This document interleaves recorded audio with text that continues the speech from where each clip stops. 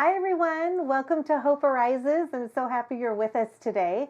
We're excited about our show and excited about who the Lord is and the hope that He carries, right? Because we don't hope in the news for sure. We don't hope in our circumstances.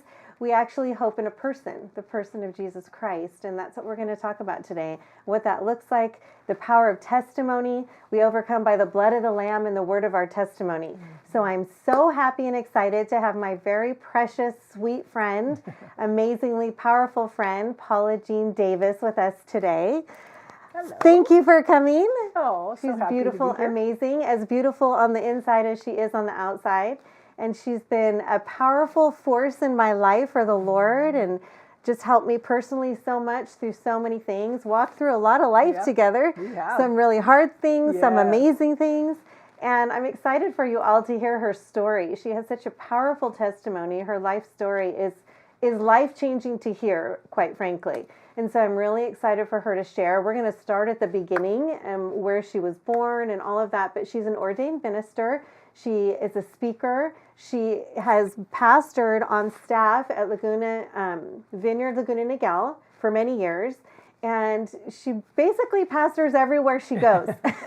No matter where she is, she's loving on people. She's ministering to them. She's prophesying over them. We've had some amazing encounters in Target. Many. When I'm about to fall apart, here comes Paula. And I was like, thank you, Jesus. Jesus, you must love me. You sent me Paula.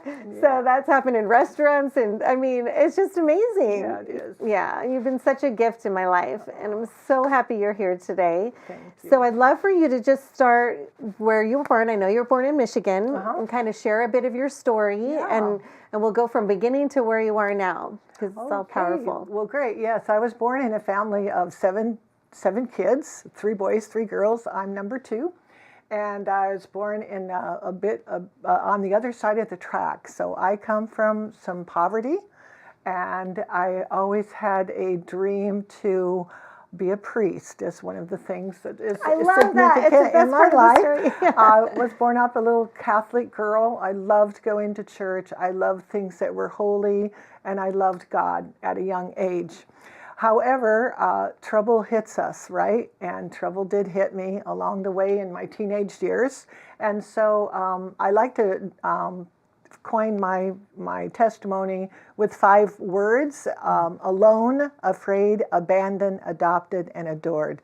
So the first part of my like to share is, like, as a child, I always kind of felt like I was alone, and I had to figure things out. And at a young age, I knew I was in charge because my parents were kind of absent, and so my sister and I definitely took care of the kids in our house. Wow. And so by the time I was 6 years old, I really knew I was on my own. I felt like, oh, you're on your own.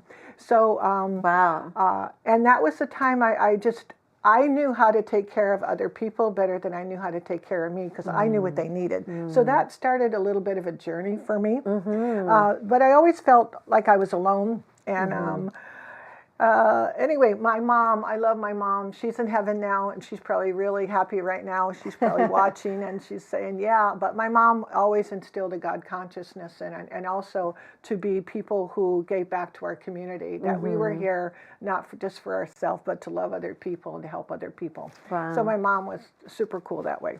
So I did feel alone a lot. How are you alone in a family of 7 in the chaoticness? But it was very busy on the outside, but on the inside, I always felt like I was alone. And I felt like I was awkward, and I was very awkward looking as a young person. I was very tall, skinny, and I had a very large overbite.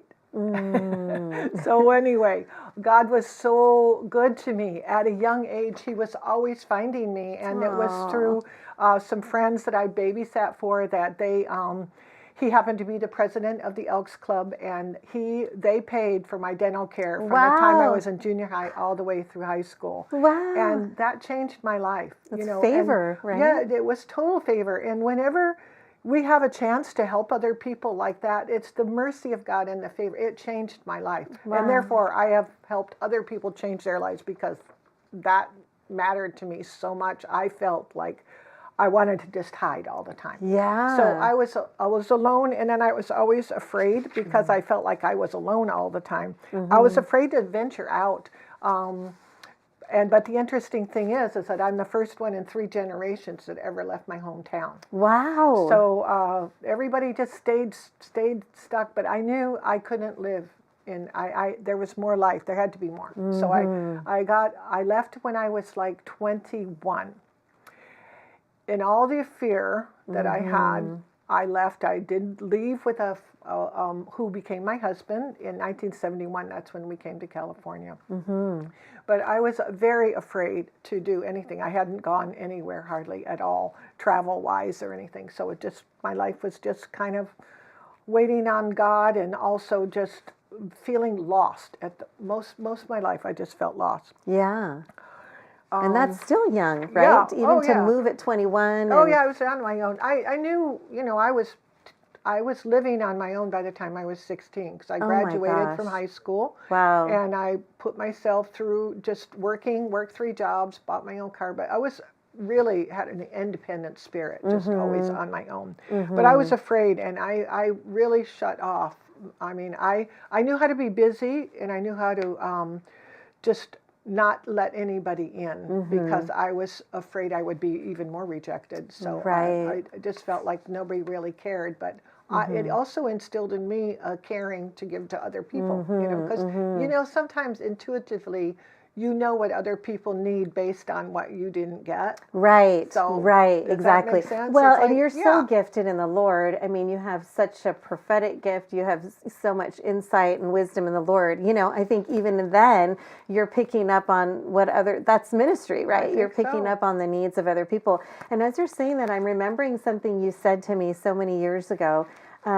Because we all have our coping mechanisms, right? Our coping skills. Oh, yeah. So we know we have to survive. We have to get through this hard thing and that hard thing at any age, but really probably up through our 20s, even our 30s, we're still kind of, if we don't really get counseling and healing, kind of in those patterns. And I remember you saying something to me once, and I thought, that is so profound, which there's many of those. I don't know about that. But. Yes, you said, by the time you hit your 40s, usually the coping mechanisms don't work anymore. Yeah. And it was such an epiphany, because I thought, first of all, I thought, oh no, because this is how I know how to live, right? Yeah. But then on the other hand, I thought, oh, awesome. Yeah. So now I can... now I was in a place where I had resources and people who could help me and minister to me, and I could get counsel and all those things. So you don't have to live with your coping mechanisms anymore. No, you don't. So I kind of just want to say that to everyone Absolutely. out there. I mean, it could happen in any age, but if you're at a point where you're realizing your coping mechanisms don't work anymore, it's actually a good thing. It's a very good thing. Right? It gives you space, gives God space. Like, find people who love the Lord, who can minister to you, be in community.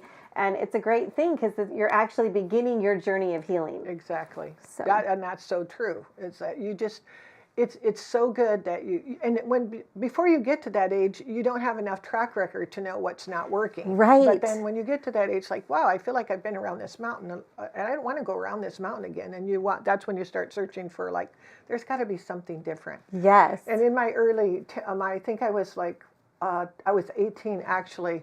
I remember, like I shared with you, that I was a Catholic, raised Catholic, and I had a very traumatic event happen to me. It was It was a date rape situation that led to a very other difficult situation, and it led me to be very just devastated with God. And at that time, I went, as an 18-year-old, I went and I gave my last confession. And I asked, and that's when I was really afraid. I was so afraid then. I did not know what I was going to do in my life. And I did do the unthinkable at that time. And which means I did have an abortion. And that was the only thing that I've ever regretted in my whole life. And I have a lot more to share on that as far as the whole healing process that happened because of that. And there is so much healing for that. And I know I'm totally set free and forgiven, and know that that does not hold anything on me. But that time of being afraid and hiding out and not letting anybody know, I went from the time I was 18 years old to 45 years old before I ever shared that with anyone. Wow. But I went through a program called Compassionate Life, and I went through the healing process for post-abortion, and it changed my life. Wow. It gave me back my life and took away a lot of the shame and the things that I couldn't forgive myself for, you know, and that's a big deal, to be able to forgive yourself. We know God forgives us, but if we don't forgive ourselves, we can't move on. Exactly. So that was, you know, as I had things like that happen to me that made me often very afraid, and I didn't feel confident in myself at all. I felt like I could get through things, but I didn't feel confident. In fact, I felt self-conscious more than I felt confident in my life. And I think that's when you grow up with not so much mentoring or someone that's there for you, you know, speaking into you, you just develop these insecurities, and then you look for something or someone else to fill those. You know, for me it was busyness, and I also loved working, so I could be, I don't want to say a workaholic, but I do love being productive, you know. So it's so powerful. Thank you for sharing that and for being vulnerable. I feel like so many people watching needed to hear that. Well, the facts are it's over one in every 3 women. So I'm not saying I'm proud of that. I'm not ashamed of it any longer, because God has healed me from that, and there is healing for that. Yes. And so it's beautiful and powerful. Thank you, Lord, for that. Thank you, God. He's so good. Another situation that happened. I was married for 22 years, and we had a lot of up and downs in our 22 years of marriage, and we were both Christians. We both love the Lord, but and this is what it's so important, that you get help for your weaknesses, because if you don't, you just keep going through them again and again. And even though we were Christians, I know I was working on my stuff, but my husband had a hard time being able to receive and to walk out of things, and that led to an ultimate divorce, which really brought me into, again, the whole abandonment. Like, okay, now I'm abandoned, and now I have 3 teenage kids, and now I'm not just abandoned, I am alone, I am afraid, and I am abandoned. And it was a sudden thing. 3 teenagers, raised 3 teenagers as a single mom on my own, but God was so with me. I mean, that was the time when I had another powerful encounter with the Lord. I'd been working at a private Christian school as a secretary, and my life when my husband left, we had to move. We lost everything, and he just ran away. So we were left, and I had to figure out what to do. And that's when I really hit probably one of my lowest lows, where I told one of the teachers I was working with, I call her my Clarence, you know, from It's a Wonderful Life. You know, she jumped in after me and took me to see Eddie Pioric. Wow. And who is known for The Father Loves You. And I was at the end of my rope then, and I didn't know what to do. And I went and I visited with him, and he prayed for me, and he gave me he said, "Does the book of Ruth mean anything to you?" And at that time, the book of Ruth was what I was holding on to, because the promise in her life was that she left everything that she ever knew, her people, her God, everything, to follow nothing. She didn't know what was going to happen, to just trust in the Lord. And that's kind of what I was left to trust in the Lord with everything, because there wasn't any, I didn't have a resource. And it actually was the best thing that ever happened in my whole life, was to become fully dependent upon the Lord, fully dependent upon him, and then also to have my trust restored with people again. And then the church, Mission Viejo Vineyard, became my family, and those became my aunt and uncles, and my kids' aunt and uncles, and they helped us. They took us on vacations. They bought meals for us. They got us groceries. I mean, it was the community that saved me and showed me back the love of God and restored a lot of the devastation and the abandonment that was going on in my life at that time. Wow, Yeah. so powerful. And I want to mention too, so my very first show, I interviewed Ed and Janet Purick.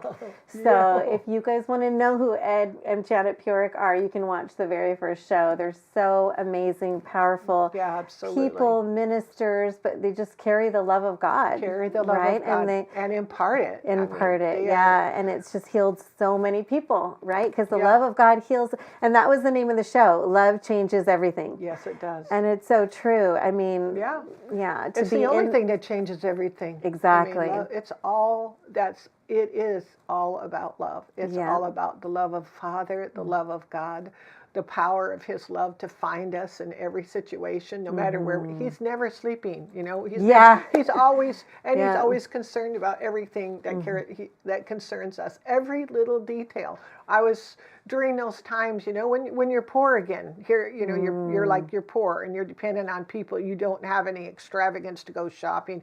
I remember during one of those times, I just thought, wow, Lord, I just would really love to have perfume. You know, I'd love to have, but there's no way I could afford to get perfume. That was like too much of an extravagance.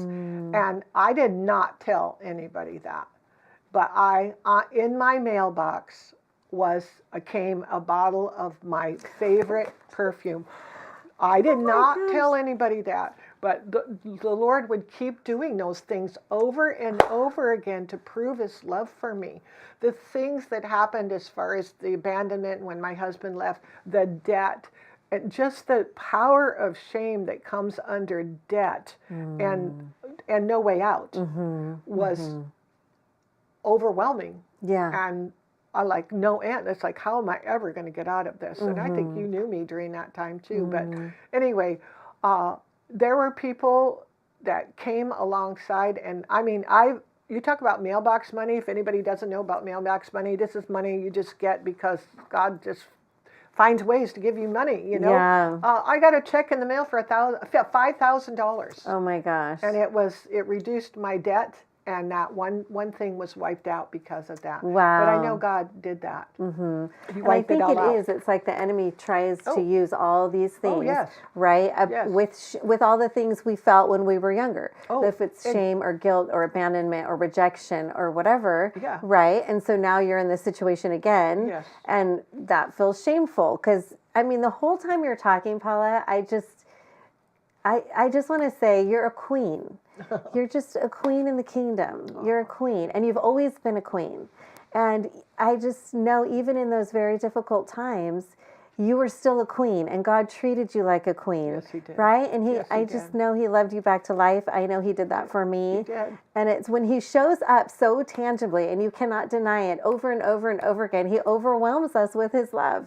That was the word that kind of came to me this morning as I was going back over my story, because the next part of the story is I was adopted. And the church adopted me, number one.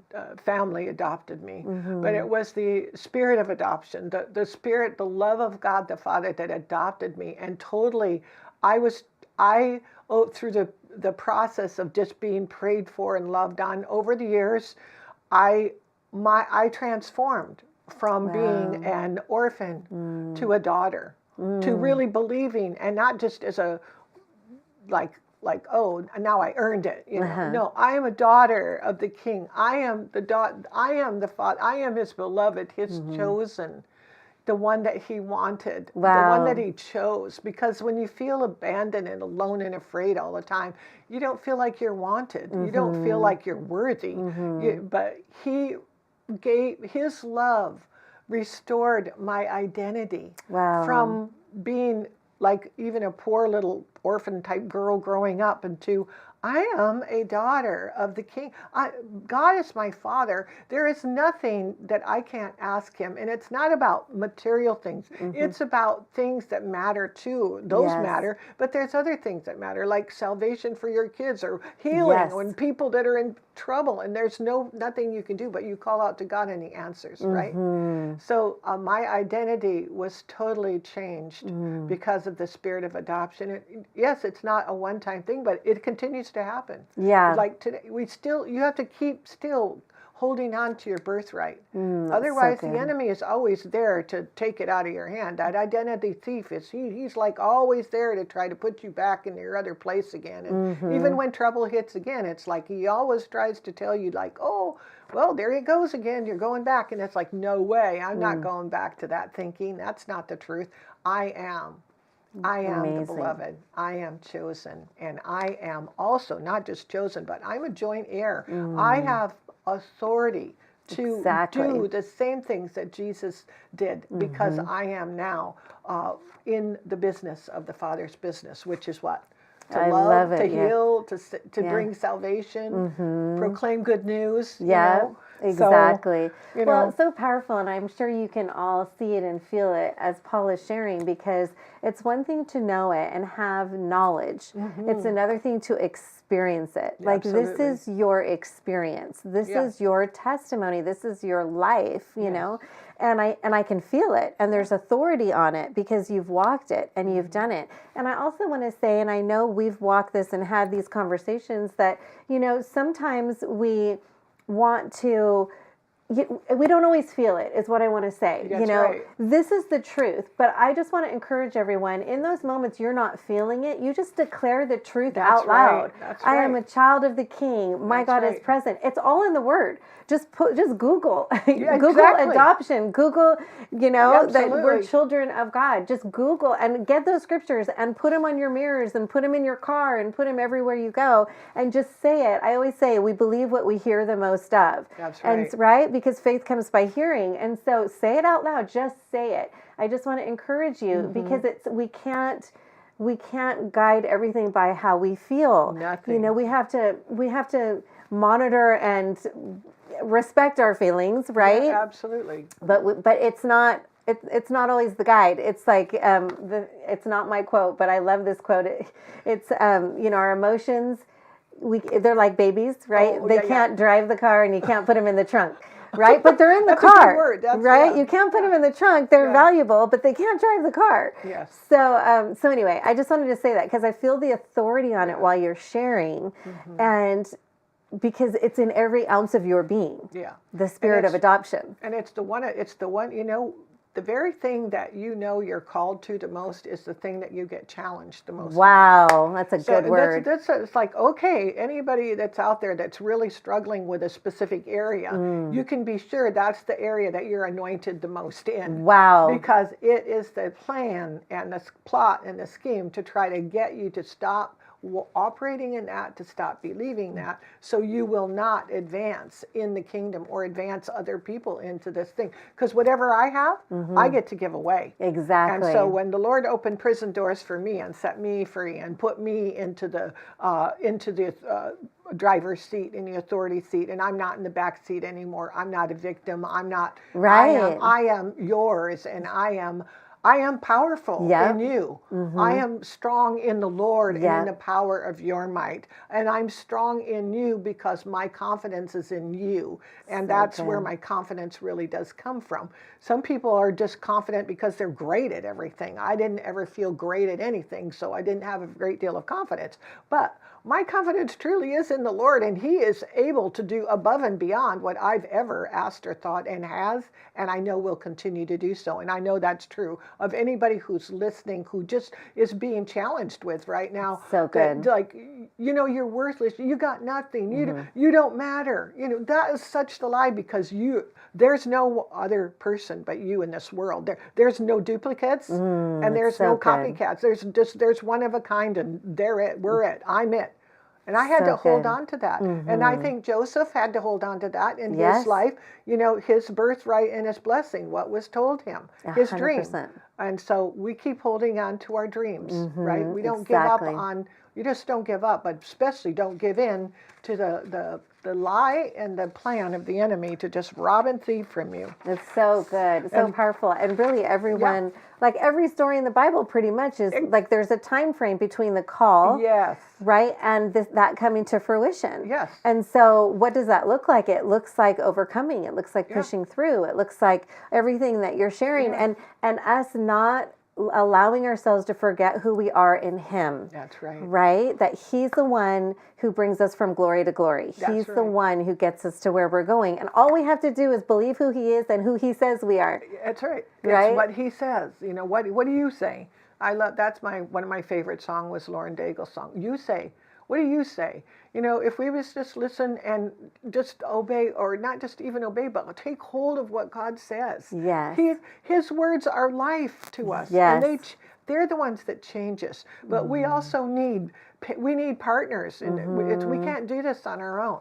And that's why community, like we've been in community for a long time, and we share this. And the other thing that, I mean, I don't know about many people here, but I mean, I had received prophetic words through this whole thing, through those years of just really losing everything to coming back up, because the Lord does raise us up. We may go down, but we're not down all the time. Exactly. We'll come back. We'll come up. Yeah. And if you think you're down right now, you might be, but that's not the end. That there's a beginning, an end, a middle, and an end, but this is not the end. Wow, God that's has a good so word. much more. There's so much more, but at that attempt to try to keep you from thinking there's anything more and you just have to accept that is a lie. Yes. That's a lie. So good. Oh my gosh.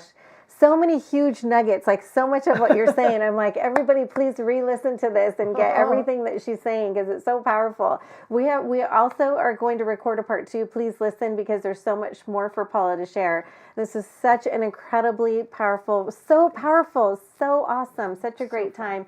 And I'm going to ask Paula to close us in prayer for this part of it, and then please tune in for the second part, because you're going to want to hear it. You're definitely going to want to hear it, because the best is yet to come still. I haven't got to the good stuff yet. It's so good. So, Father, we thank you, and we thank you for those that are listening today. And you know every hair on their head and every tear they're ever shed. You know every thought they're thinking and the things they're struggling with.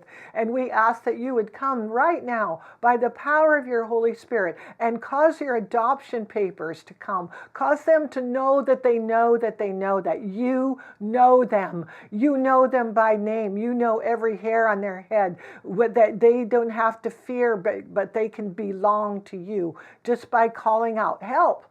Holy Spirit, you're the helper. We get to call out to you help and bring them into the love of God the Father. You're the one who pours in the love of God, and we thank you for that. We thank you that there's no end and no measure to the love that you have for us through Jesus Christ. Thank you so much. We just love you, God. We thank you for your friendship and the hope that we have in you. So good. Thank you so much. And we have Paula's email on the screen. Please feel free to contact her if you'd like her to come speak at your church, your women's groups, your retreats. She's so incredibly amazing, as you can see. And we'll see you soon. Bye-bye.